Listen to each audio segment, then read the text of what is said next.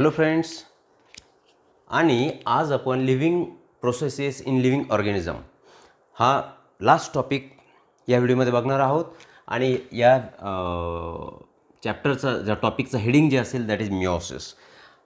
Last व्हिडिओमध्ये आपण बघितलं आहे की मायटोसिस कसं झालं आहे, मायटोसिसची डेफिनेशन परत एकदा आपण रिवाईज करूत. What is mitosis? Mitosis is a process of division of one cell into two equal cells, right. म्हणजेच त्यांच्यामध्ये पेरेंट सेलमध्ये असणारा genetic material that is chromosome is equal in divided cells, right. आता meiosis ही कुठली process आहे? मिओसिसला आपण actually mitosis हे एका स्टेपमध्ये झालं आहे, एका सेलपासून दोन सेल्स तयार झाल्यात, बरोबर. आता काय होईल, मिओसिसमध्ये देर आर टू डिव्हिजन्स. त्यातली पहिली division is reductional division and second is equational division. Equational division. आता रिडक्शन डिव्हिजन नावामध्येच आहे रिडक्शन. रिडक्शन मीन्स काय होईल? रिडक्शन मीन्स त्याची क्वांटिटी हाफ होईल. हाफ होईल दॅट मीन्स वॉट? सपोज ही 2n सेल होती की which underwent division, cell division, that is first process of meiosis, reduction. आता 2n पासून इथे काय तयार होणार? n आणि n.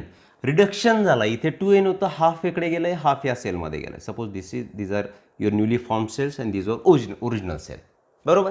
आता इक्वेशनल डिव्हिजनमध्ये काय होणार? इक्वेशनल डिव्हिजनमध्ये ह्या ज्या सेल्स तयार झाल्यात n आणि n, तर ह्याच्यापासून दोन सेल तयार होतील.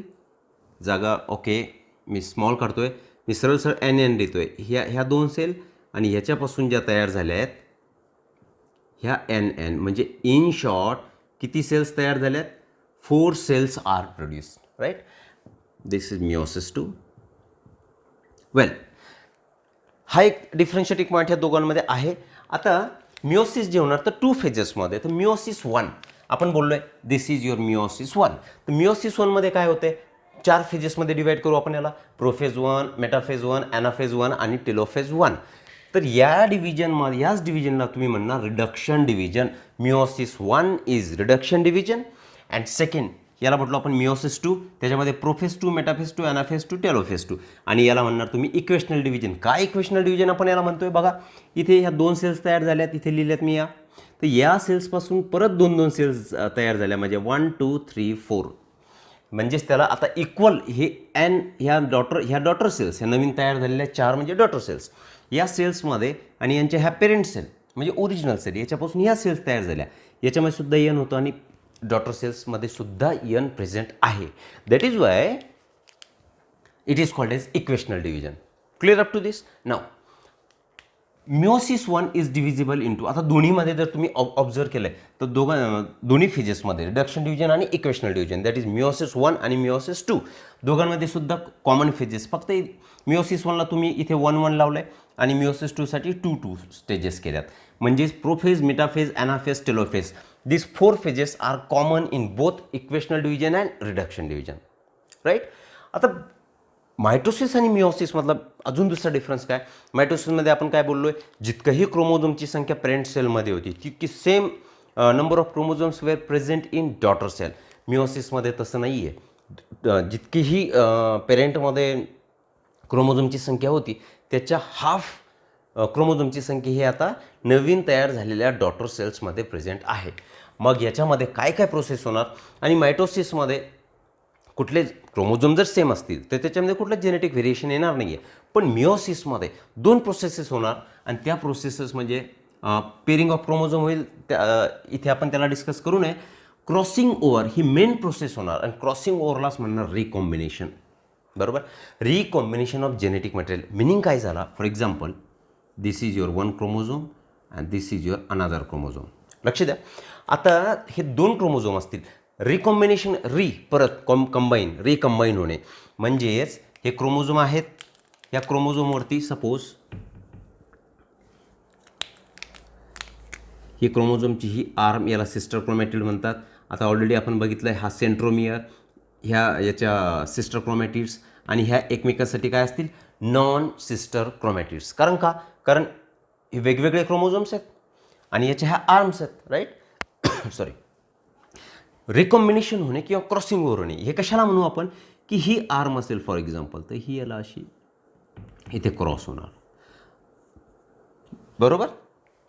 चला आपण याला रेड काढूयात, समजायला सोपं होईल, राईट. ओके, आता हे 2 क्रोमोझोम्स होते. आता काय होईल की या क्रोमोझोमची ही आर्म इथे या ठिकाणी याला क्रॉस झाली म्हणजेच आता काय होणार, ही ग्रीन कलरची जी तुम्हाला आर्म दिसते, ग्रीन कलरचं जेनेटिक मटेरियल रेड कलरमध्ये जाणार आणि रेड कलरचं जेनेटिक मटेरियल ग्रीनमध्ये जाणार. क्लिअर आहे. आता नवीन तयार झालेला क्रोमोझोम हा कसा असेल,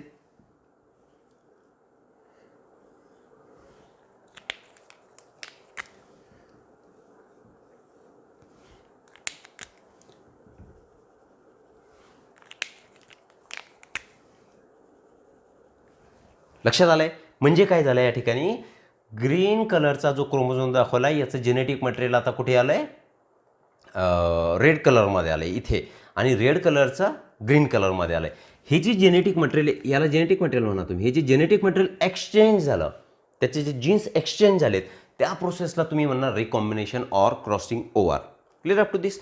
तर हे मेन इव्हेंट हा तुमच्या मिओसिसमध्ये होणार, जेणेकरून आता एक्सचेंज झाला आहे म्हणजेच व्हेरिएशन्स खाली येणाऱ्या जनरेशन्समध्ये आता बदल दिसतील. कारण तुम्ही ऑब्झर्व करा की जर एक कपल असेल आणि त्या कपलला 2-3 मुलं असतील, डॉटर्स असतील, सन असतील, राईट, तर त्यांच्यामध्ये थोडा बहुत difference means little bit difference is there. तो फरक का असतो, because of this recombination. Clear. Okay, आता प्रोफेज 1 तुम्हाला समजला आहे. प्रोफेज 1 सुद्धा याला 5 सब स्टेजेस असतात. त्या तुम्हाला सध्या 10th स्टडीसाठी नाही आहेत, still for sake of your knowledge.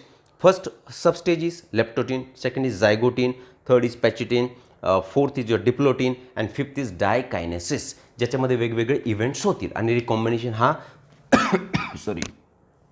हा इव्हेंटसुद्धा कशाचा असणार आहे, प्रोफेज 1चा इव्हेंट असणार आहे, right. Second is metaphase.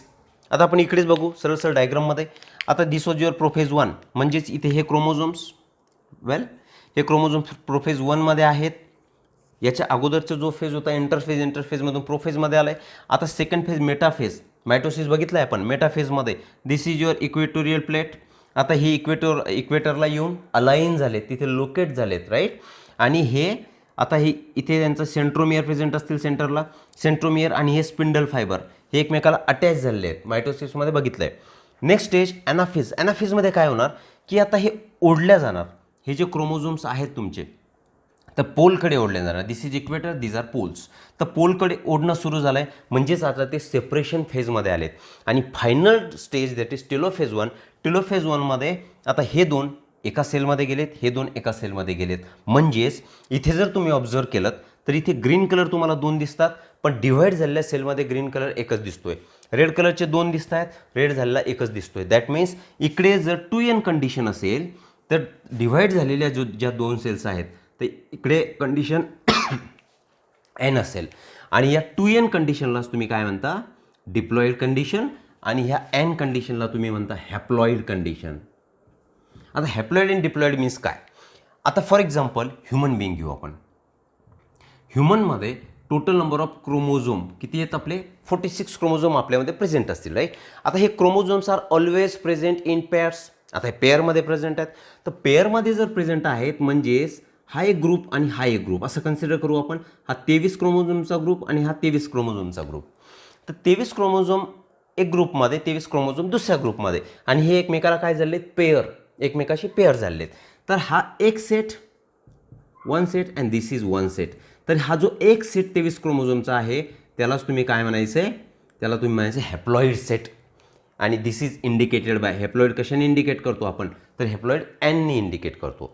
Clear this. Haploid म्हणजे काय, haploid means single set of chromosome which is indicated by N. आता डिप्लॉइड सेट हा ओरिजिनल सेट होता. आता हा एन आणि हा एन दोन मिळून जो तयार होईल तो काय तयार होणार, 2n. म्हणजे या 2nला तुम्ही डिप्लॉइड सेट म्हणायचं, राईट. डिप्लॉइड म्हणजे 2 sets of chromosomes means entire genome, entire genetic material is present in that cell. त्या सेलला तुम्ही डिप्लॉइड सेल म्हणा. परत रिपीट करतोय, haploid means single set of chromosome आणि diploid means 2 sets of chromosome. Clear. उदाहरण घेतलं आपण, 46 क्रोमोझोम टोटल होते, 23-23चे 2 सेट झाले. जर दोन्ही सेट प्रेझेंट असतील तर दॅट इज डिप्लॉइड, आणि सिंगल सेट प्रेझेंट असेल तर त्याला आपण म्हणू haploid. Clear this. So this was the first phase of meiosis, that is meiosis 1. Prophase 1मध्ये ही कंडिशन आहे. मेटाफेज 1मध्ये इक्वेटोरियल प्लेटला किंवा मध्यभागी येऊन अलाइन झालेत. ॲनाफेजमध्ये ते एक दोन पोलकडे ओढल्या गेले आणि फायनली दोन सेल त्याच्यात तयार झाल्यात. तर this was the end of meiosis. Meiosis झाल्यानंतर आपण ॲरो दाखवला आहे समोर, म्हणजेच आता मिओसिस 2 प्रोसेस होणार. आणि मायटोसिस आपण शिकलेलो आहोतच. तर mitosis is equal to the meiosis 2. म्हणजे जेही इव्हेंट्स मायटोसिसमध्ये झालेत, similar events would take place in case of meiosis 2. So this is about your meiosis, right? So in your chapter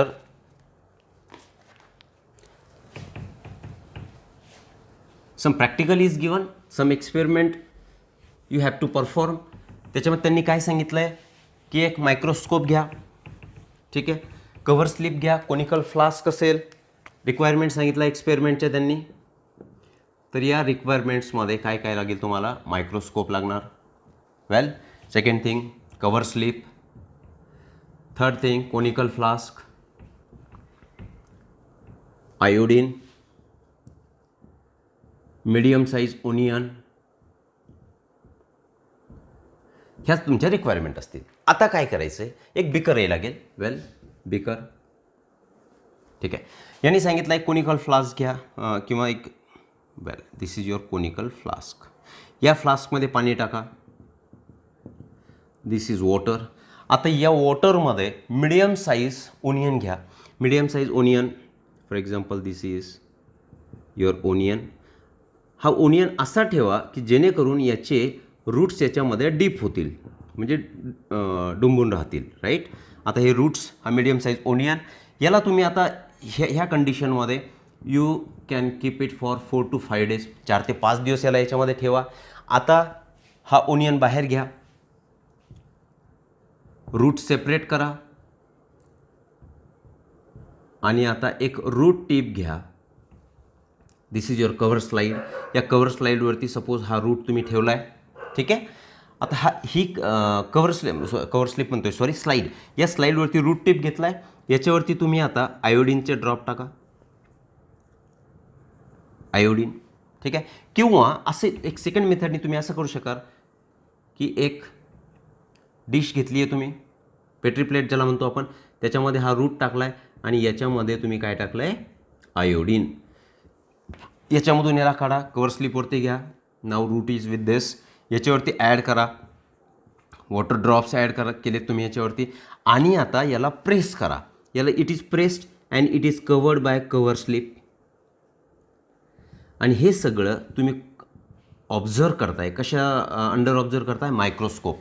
observe under microscope. आता याला मायक्रोस्कोपमध्ये बघा, you will find the same changes that were taking place during meiosis as we already have seen this. जे आपण इथे खालीचे diagram तयार केली होती मिओसिसची, same phases you will observe if you go for performing this experiment. So this was the practical to be perform by you.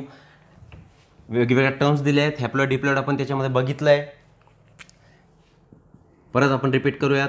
Haploid, haploid means N cell, means त्यालाच आपण म्हणतोय single single set of chromosome.